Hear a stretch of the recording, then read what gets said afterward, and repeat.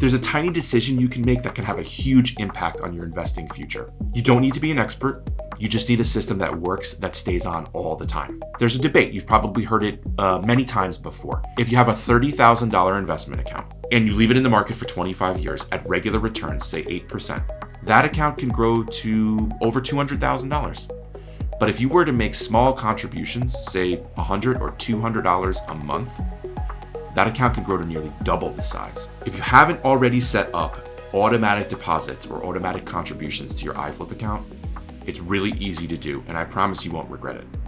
All you need to do is head over to the Funding tab, choose the deposit method that you want, select the amount, and select how often you want to contribute, weekly or monthly in this case. Then just choose whether or not you want your deposits to go into cash or directly into your core strategy.